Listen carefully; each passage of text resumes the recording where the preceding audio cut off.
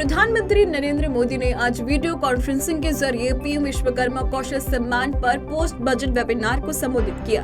PM Modi ने कहा कि आज का यह बजट वेबिनार भारत के करोड़ों लोगों के हुनर और उनके कौशल को समर्पित है। कौशल जैसे क्षेत्र में हम जितना विशेष होंगे, जितनी टारगेटेड अप्रोच होगी, तभी हमें बेहतर परिणाम मिलेंगे। उन्होंने कहा कि पीएम विश्वकर्मा योजना उसी सोच का नतीजा है। बता दें कि प्रधानमंत्री विश्वकर्मा कौशल सम्मान का लक्ष्य कारीगरों, शिल्पकारों को घरेलू और वैश्विक मूल्य श्रृंखलाओं से जोड़कर उनके उत्पादों और सेवाओं की गुणवत्ता, पैमाना और पहुंच को बेहतर करना है। देश में पिछले कुछ दिनों से भ्रष्टाचार के आरोपों में घिरे लोगों पर केंद्रीय जांच एजेंसियों का शिकंजा कसा है। ऐसे में विपक्षी पार्टियां मोदी सरकार को घेरने में लगी हैं। अब इस मुद्दे पर बीजेपी ने पलटवार किया है। बीजेपी प्रवक्ता गौरव भाटिया ने प्रेस कॉन्फ्रेंस करके विपक्ष के उन सभी दलों को फटकार लगाई जिनके नेताओं पर भ्रष्टाचार के मामलों में पूछताछ हो रही है।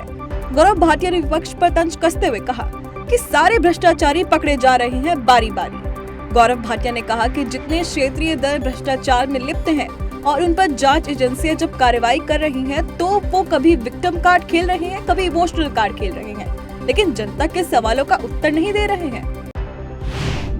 दिल्ली में स्वास्थ्य प्रौद्योगिकी आकलन पर आयोजित अंतर्राष्ट्रीय संगोष्ठी का आयोजन किया गया, जिसका उद्घाटन केंद्रीय स्वास्थ्य मंत्री मनसुख मंडाविया ने किया। इस दौरान मनसुख मंडाविया ने लोगों को संबोधित करते हुए कहा कि भारत ने कोरोना महामारी के दौरान 150 देशों को दवाएं भेजी। इस दौरान भारत ने दवाओं की गुणवत्ता से किसी भी प्रकार का समझौता नहीं किया और कीमतों में भी वृद्धि नहीं की। उन्होंने कहा कि भारत दुनिया की 65% वैक्सीन आवश्यकताओं को पूरा करता है और आज दुनिया में अगर कोई ऐसा देश है जो सस्ती दवाएं उपलब्ध करा रहा है तो वह भारत है। बंगाल के शिक्षक भर्ती घोटाले में प्रवर्तन निदेशालय यानी ईडी ने एक और बड़ी कार्रवाई की है।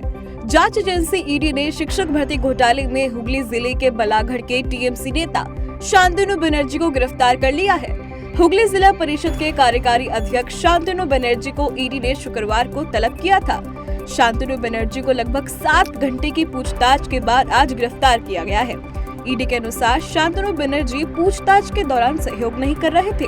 वे जो कह रहे थे वो उनके निवेश से बिल्कुल भी मेल नहीं खा रहा था, इसलिए जवाब में विसंगतियां मिलने के बाद उन्हें गिरफ्तार कर लिया गया है। सेमीकंडक्टर के क्षेत्र में चीन की मनमानी खत्म करने के लिए भारत ने अमेरिका के साथ एक समझौता किया है। दोनों देशों के बीच सेमीकंडक्टर मैन्युफैक्चरिंग के लिए समझौता हुआ है। केंद्रीय वाणिज्य एवं उद्योग मंत्री पीयूष गोयल और अमेरिकी वाणिज्य मंत्री जीना रायमोंडो ने सेमीकंडक्टर आपूर्ति श्रृंखला स्थापित करने और नवाचार भागीदारी पर समझौता ज्ञापन पर हस्ताक्षर किए हैं। वाणिज्य एवं उद्योग मंत्रालय के अनुसार भारत और अमेरिका ने सेमीकंडक्टर आपूर्ति श्रृंखला, लचीलापन और विविधीकरण पर एक सहयोगी तंत्र स्थापित करने के लिए एक समझौता ज्ञापन यानी एमओयू पर हस्ताक्षर किए हैं। बता दें कि भारत अमेरिका द्विपक्षीय वस्तुओं और सेवाओं का व्यापार 2014 के बाद से लगभग दोगुना हो गया है, जो 2022 में रिकॉर्ड किए गए 191 अरब डॉलर को पार कर गया है। भारत सरकार के केंद्रीय श्रम और रोजगार, पर्यावरण, वन और जलवायु परिवर्तन मंत्री भूपेंद्र यादव ने आज सेंट्रल पार्क, कनॉट प्लेस, नई दिल्ली में G20 फ्लावर फेस्टिवल का उद्घाटन किया। इस फूल महोत्सव के उद्घाटन के बाद संबोधित करते हुए भूपेंद्र यादव ने नई दिल्ली में रंग और जीवंतता के विषय पर G20 सदस्य देशों के फूल महोत्सव के आयोजन की दिशा में एनडीएमसी के प्रयासों की सराहना की। उन्होंने राजधानी के लोगों से आग्रह किया कि वे अपने आसपास के स्थानों को सुशोभित करने के लिए फूलों के पौधे लगाएं और अपने जीवन में हर्षित मुस्कान भी शामिल करें। भारत दौरे पर आए ऑस्ट्रेलिया के प्रधानमंत्री एंथनी एल्बनीज ने आईआईटी दिल्ली के छात्रों के साथ संवाद किया। उन्होंने भारत को ग्लोबल साउथ में नेतृत्व प्रदान करने की बेहतर स्थिति में बताते हुए जोर दिया कि भारत को केंद्र में रखे बिना जलवायु परिवर्तन से जुड़ी चुनौतियों का समाधान नहीं हो सकता है।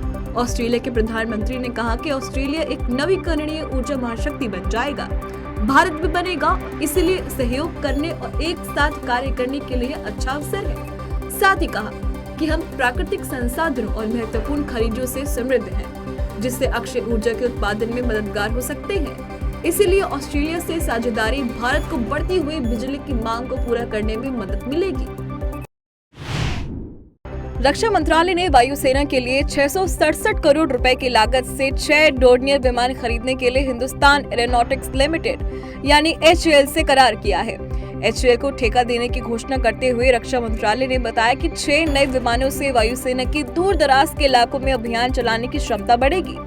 डोर्नियर 228 विमान बहुउद्देश्य और हल्के मालवाहक विमान है। इन विमानों का इस्तेमाल भारतीय वायुसेना द्वारा परिवहन और संचार उद्देश्य के लिए किया जा रहा है। साथ इनका इस्तेमाल वायुसेना के मालवाहक विमानों के पायलटों को प्रशिक्षित करने में हो रहा है।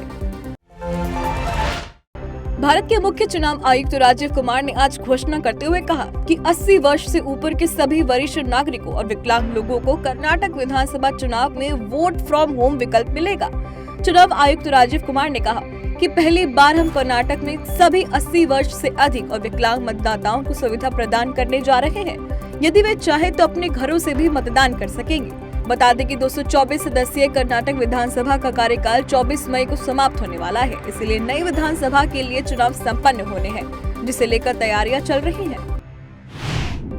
मुख्तार अंसारी गिरोह के सदस्य और दुर्दांत अपराधी रामू मल्हा की जमानत अर्जी खारिज करते हुए इलाहाबाद हाईकोर्ट ने इस गिरोह को देश का सबसे दुर्दांत गिरोह करार दिया है। जस्टिस दिनेश कुमार सिंह ने कहा कि आरोपी याचिकाकर्ता एक दुर्दांत अपराधी और भारत के सबसे दुर्दांत अपराधी गिरोह मुख्तार अंसारी गिरोह का सदस्य है।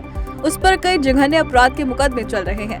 सरकार की ओर से जमानत अर्जी का यह कहते हुए विरोध किया गया कि रामू मुख्तार गिरोह का सदस्य है। उसके खिलाफ गंभीर धाराओं में 8 से ज्यादा FIR दर्ज है। उत्तर प्रदेश के प्रत्येक ब्लॉक में एक ग्रामीण स्टेडियम और एक ओपन जिम की स्थापना की जाएगी। इसके जरिए युवक युवतियों में खेल के प्रति रुचि पैदा की जाएगी। उन्हें तकनीकी रूप से प्रशिक्षित कर राज्य, राष्ट्रीय और अंतर्राष्ट्रीय स्तर की खेल प्रतियोगिताओं में भाग लेने के लिए तैयार किया जाएगा। योगी कैबिनेट की हुई बैठक में ग्रामीण स्टेडियम एवं ओपन जिम निर्माण योजना की नीति को मंजूरी दी गई है। वहीं पर्यटन एवं संस्कृति मंत्री जयवीर सिंह ने बताया कि ऐसे ब्लॉक जहां पहले से ग्रामीण स्टेडियम स्थापित है, उन्हें प्रथम चरण में शामिल नहीं किया जाएगा। भूमि का चयन गांव के निकट ऐसे स्थान पर किया जाएगा जिसके पास में हाई स्कूल, इंटर कॉलेज और डिग्री कॉलेज हो। मेरठ में चौधरी चरण सिंह विश्वविद्यालय में 3 दिवसीय अखिल भारतीय आयुर्वेद पर्व महासम्मेलन का आयोजन हुआ, जिसमें उपराष्ट्रपति जगदीप धनखड़, राज्यपाल आनंदीबेन पटेल और प्रदेश के सीएम योगी आदित्यनाथ मौजूद रहे। कार्यक्रम को संबोधित करते हुए सीएम ने कहा कि मानव चिकित्सा में आयुर्वेद का हमारे जीवन में बहुत महत्व है और आयुर्वेद पूरे विश्व में छाने को तैयार है। वहीं सीएम योगी आदित्यनाथ ने विश्वविद्यालय की जमकर प्रशंसा की। उन्होंने कहा कि जिस तरह से चौधरी चरण सिंह विश्वविद्यालय ने NAC में A++ ग्रेड लेकर पूरे विश्व में नाम रोशन किया है, उसी तरह आयुर्वेद विश्वविद्यालय भी मेहनत करे और उपलब्धि हासिल करें। भारत के सकल प्रत्यक्ष कर संग्रह में लगातार वृद्धि हो रही है। केंद्रीय प्रत्यक्ष कर बोर्ड के प्रवक्ता ने कहा कि 10 मार्च तक सकल प्रत्यक्ष कर संग्रह दर्शाता है कि कुल कलेक्शन 16.68 लाख करोड़ रुपए है। यह पिछले वर्ष की इसी अवधि के कुल कलेक्शन से 22.58% से अधिक है। वहीं प्रतिदाय सकल प्रत्यक्ष कर संग्रह 13.73 लाख करोड़ रुपए पहुंच गया है, जो पिछले वर्ष की इसी अवधि के नेट कलेक्शन से 16.78% अधिक है। यह कलेक्शन वित्त वर्ष 2022 से 23 के लिए कुल बजट अनुमानों का 96.67% और डायरेक्ट टैक्स के कुल संशोधित अनुमानों का 83.19% है। भारत का औद्योगिक उत्पादन जनवरी में 2023 में 5.2% बढ़ा है। केंद्र सरकार द्वारा जारी आधिकारिक आंकड़ों में यह जानकारी दी गई। जनवरी 2022 में यह 2% बढ़ा था। राष्ट्रीय सांख्यिकी कार्यालय के आंकड़ों के अनुसार जनवरी 2023 में विनिर्माण क्षेत्र का उत्पादन 3.7% बढ़ा है। समीक्षाधीन महीने में खनन उत्पादन 8.8% और बिजली उत्पादन 12.7% बढ़ा। वहीं इंफ्रास्ट्रक्चर और कंज्यूमर नॉन ड्यूरेबल गुड्स का उत्पादन जनवरी में 8.1% और 6.2% बढ़ा है, जो कि इससे पहले के महीने में 9.1% था। भारत और ऑस्ट्रेलिया के बीच अहमदाबाद में खेले जा रहे टेस्ट मैच में चेतेश्वर पुजारा ने एक बड़ी उपलब्धि हासिल की है। इस टेस्ट में टीम इंडिया की पहली पारी में 9 रन बनाते ही पुजारा ने ऑस्ट्रेलिया के खिलाफ 2000 टेस्ट रन पूरे कर लिए। ऐसा करने वाले वह चौथे भारतीय बल्लेबाज है। बता दें कि सचिन तेंदुलकर ऑस्ट्रेलिया के खिलाफ सबसे ज्यादा टेस्ट रन बनाने वाले भारतीय बल्लेबाज हैं। सचिन ने कंगारू टीम के खिलाफ 39 मैचों की 74 पारियों में 55 के बल्लेबाजी औसत से 3630 रन बनाए हैं। दूसरे नंबर पर वीवीएस लक्ष्मण है, जिन्होंने 29 टेस्ट मैचों की 54 पारियों में 49.67 की औसत से 2434 रन जड़े हैं। तीसरे नंबर पर राहुल द्रविड़ का नाम आता है।